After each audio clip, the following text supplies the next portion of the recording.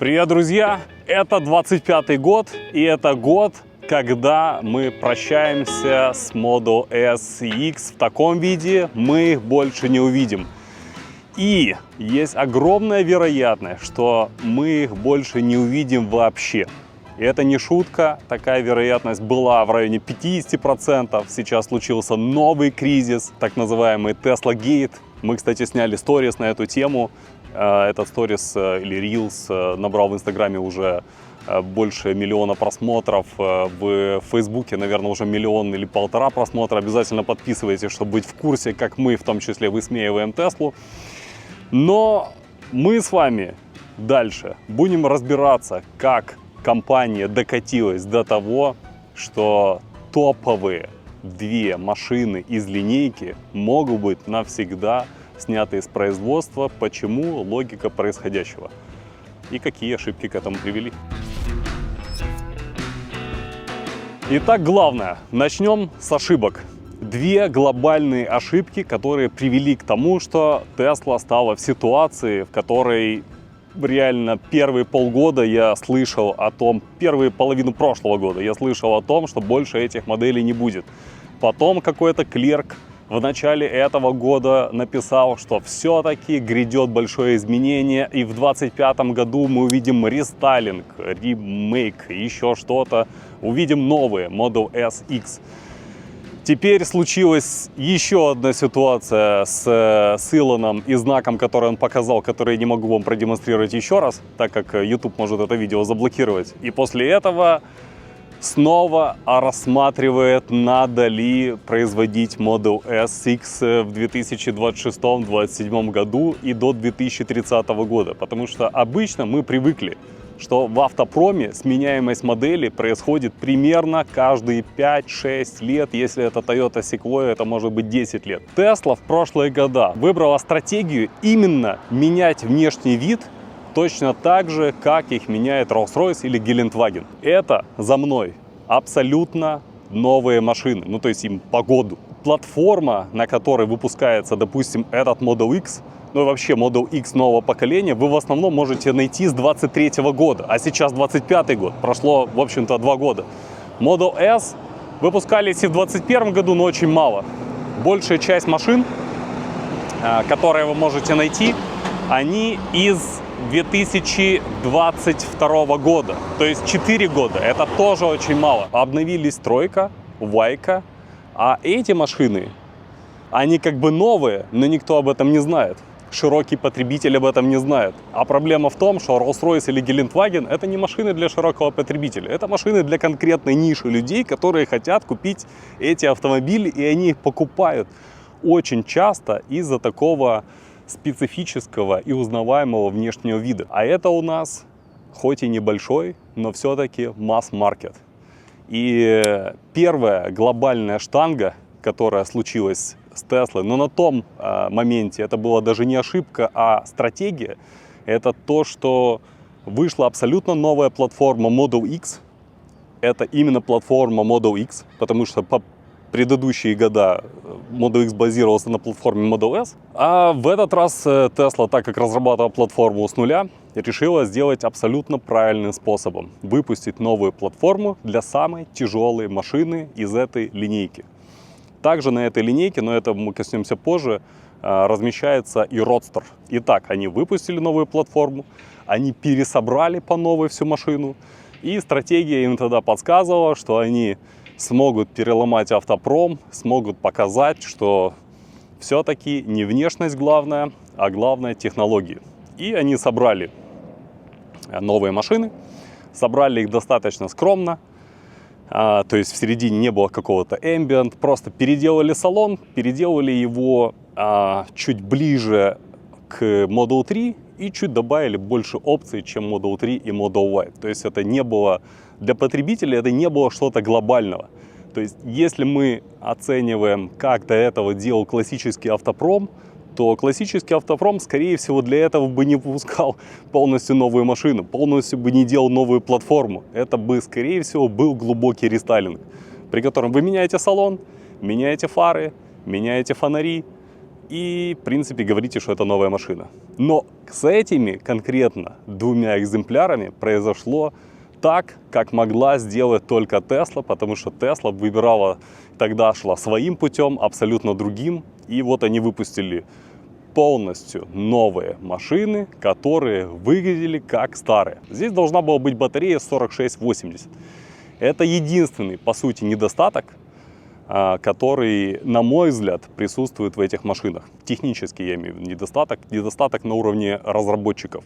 Это то, что я хотел, чтобы Tesla изначально сюда инсталлировала, и тогда это был бы вообще персик, потому что архитектура батареи и структура ее наполнения абсолютно новые, а вот элементы, к сожалению, старые. Выпустить абсолютно новые машины, которые выглядят как старые, это была стратегия предыдущих лет, но так как Tesla выпустила сейчас две новых машины, которые ничего общего внешне не имеют с теми машинами, которые выходили до этого, теперь эти выглядят достаточно старыми. Теперь Model S выглядит, как будто бы ей уже 13 лет. Для многих покупателей, для многих клиентов Model S это все еще та Model S, которая с 2012 года. С учетом, что здесь два автомобиля с матричной оптикой, которая появилась уже в 2024 году. И задние фонари тоже изменены, они появились тоже в 2024 году. Также в 2023 году или в середине 2023 года появилась опция регулировки экрана. То есть какие-то изменения, какие-то новшества происходили еще во время выпуска этих машин. В Model S Plaid, а это два Plaid здесь, в Model S Plaid также были добавлены спортивные сиденья. Это тоже часть маркетинга, это тоже еще часть, которая была добавлена во время выпуска. То есть, в принципе, если смотреть конкретно на эту машину, с трек-пэкэджем, с трек-пэкэдж колесами, здесь единственное, что не хватает новых сидушек, это достаточно новая, свежая машина, в которую особенно нечего добавить. Но в то же самое время нет за ней какой-то большой очереди. На нее достаточно хорошая цена на данный момент уже. Кто-то пишет комментарий: а как же компьютер, как же автопилот компьютер, как же новые камеры, как же то, что автопилот работает полностью по-другому. К сожалению, для большинства покупателей автомобилей в принципе это вообще не интересно. Все смотрят глазами. Поэтому, конечно, мы знаем, что машины и по железу обновились полностью, но об этом можно упоминать только в узком кругу тех, кто посещает регулярно наш форум на сайте TSK.ua. Всем остальным это мало покажется интересным. Это была первая большая или стратегическая ошибка, из-за которой теперь надо тратить деньги и выпустить этих машин, и вложить в эти машины снова большое количество денег, чтобы сделать их визуально другими. Еще одна глобальная ошибка – это тоже часть стратегии. Дело в том, что Tesla не имеет дилеров. Соответственно, цену компания Tesla регулирует полностью самостоятельно. И когда эти машины вышли в самом начале, спрос был огромный. Фабрика, которая делает эти автомобили, она одна единственная. То есть есть еще 4 или 5 других фабрик, которые занимаются выпуском других автомобилей, а SX делается только на одной фабрике во Фримонте и рассылается по всему шарику всем тем, кому надо что-то этакое, ну, как, например, мне или кому-то из вас. Фабрика одна, спрос большой, людям понравился йог, и в этом моменте Tesla вместо того, чтобы устраивать очередь и пиариться на этом, просто как компания, которая может такое делать, как единственный продающий элемент, начала поднимать цену.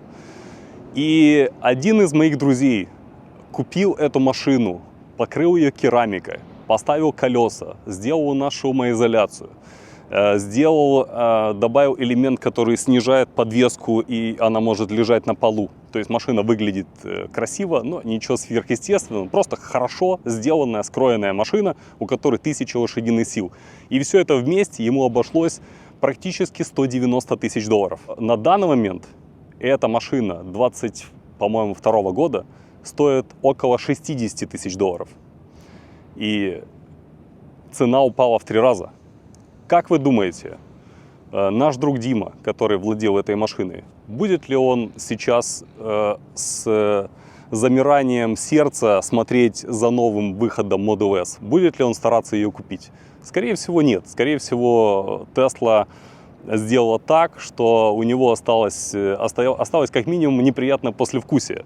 Потому что продать машину в 3 раза дешевле, и это даже не Range Rover, ну, в общем-то, не было никакой причины такого сильного сброса цен, кроме того, что вначале Tesla необоснованно их поднимала вверх, исходя из спроса, а потом необоснованно понижала вниз, тоже исходя из спроса. И это может делать только компания Tesla, потому что у них такая стратегия. У них нет дилеров, соответственно, они могут позволить и имеют право такое вытворять. Это, естественно, отражается на том, с каким настроением будущие владельцы Tesla или будущие владельцы электромобилей, потому что это повлияло на все электромобили всех марок.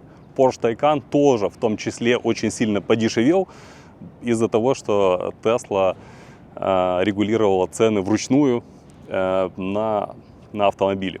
И чтобы все это взбодрить, чтобы выставить их как новые машины в обновленную линейку Tesla, казалось бы, хорошая идея вложить денег. Но здесь еще один вопрос. Я хочу, чтобы вы ее примерно представили. Как вам кажется, как много в процентном отношении продается именно этих машин по сравнению с другими автомобилями Tesla? 15, 10, может быть 20.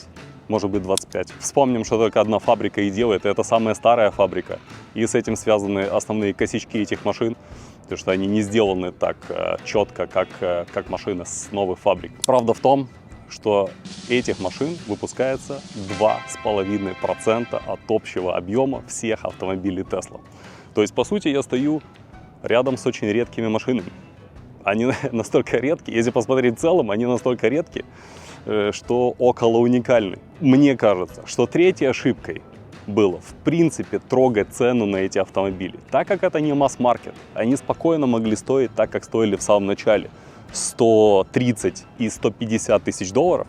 И те, кто хотели бы купить эти машины, те бы их купили. Можно было просто снизить количество производства этих автомобилей и, в принципе, продолжать их выпускать. И на это нанизать еще третью машину, которая построена на платформе Model X. Это Roadster. На той же фабрике Fremont тоже выпустить Roadster и добавить его в третью часть. Но Tesla так не поступила. Пути назад уже нет.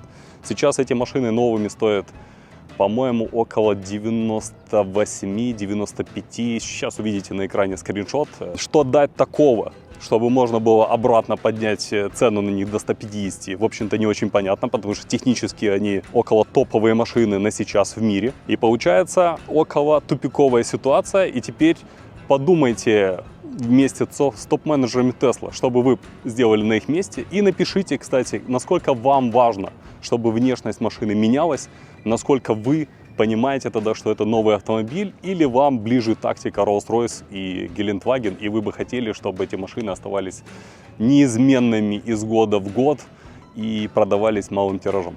Итак, что Tesla может нам дать, если все-таки это будет эмоциональный поступок, потому что только эмоционально можно продлить выпуск этих автомобилей. Ну, серьезно. Никакой рациональности в продолжении выпуска этих машин на сейчас я лично не вижу. Цифрами это не будет работать. В этом нет, на мой взгляд, никакого смысла. И я дальше скажу свой вариант, как бы я поступил. Но если все-таки Tesla выпустит эти машины, давайте пофантазируем и посмотрим на реалии, что может быть улучшено. Значит, первое, конечно же, их могут сделать более китайскими.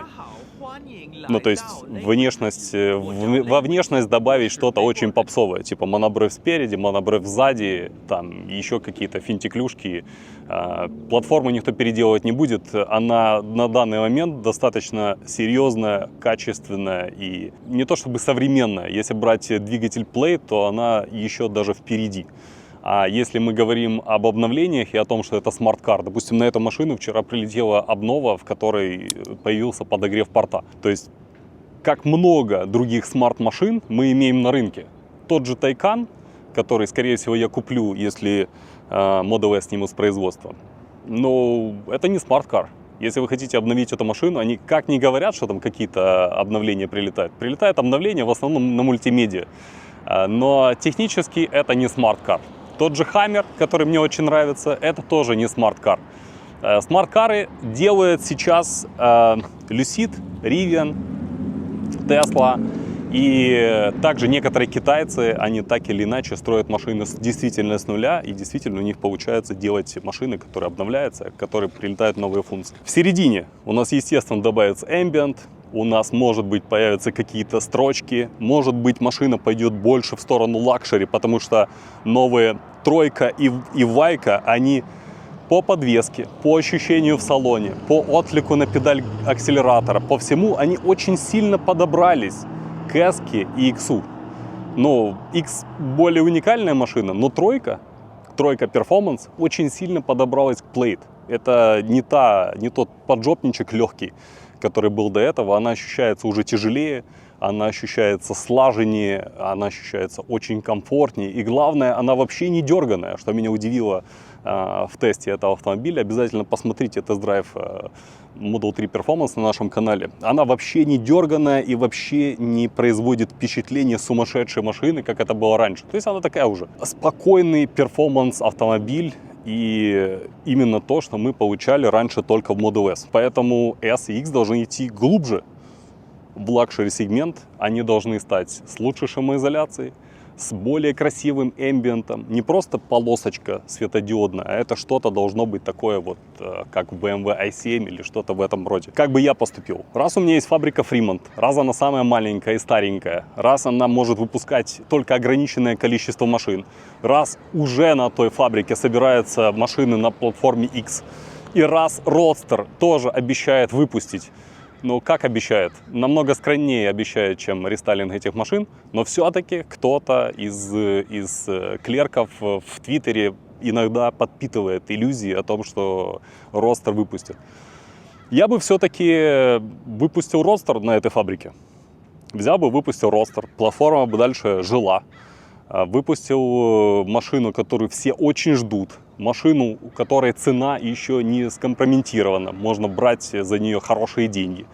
Можно ее сделать спокойно по цене 250. Несмотря на то, что хотели, чтобы цена была 200, но можно сзади прикрутить пылесос обратной тяги, наклеить шильдик SpaceX, сказать, что это вот самая быстрая машина. На самом деле она будет очень быстрая, я уверен. Потому что если просто взять банально и облегчить Model S и все это оптимизировать под новый вес, она просто уже из-за этого будет очень быстрой. И просто не снижать цену, выпускать их лимитированным количеством, и чтобы это была такая жемчужинка, которая не зависит от колебаний рынка.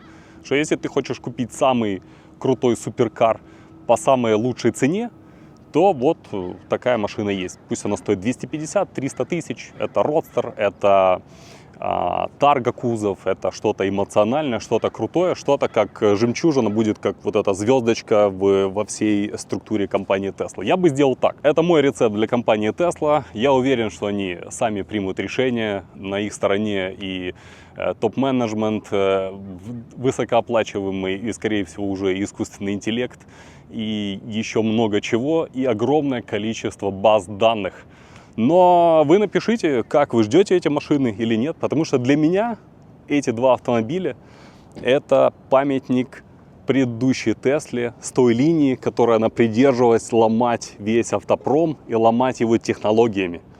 Сейчас Tesla движется в другую сторону, ломать весь автопром. Технологии они уже считают, что достигли какого-то пика в этой отрасли, и сейчас они будут все больше и больше ломать автопром ценой. Это чуть-чуть не то, что мне нравится, не за это я болел. Поэтому я бы хотел, наверное, если выбирать китайской версии этих машин в дизайне и такими, как есть, я бы хотел, чтобы их лучше не было, чем были те, которые мне не будут нравиться. Но история, при которой топовые модели одного из самых дорогих автопроизводителей в мире дошли до того, что могут быть сняты с производства, она сама по себе уже уникальна.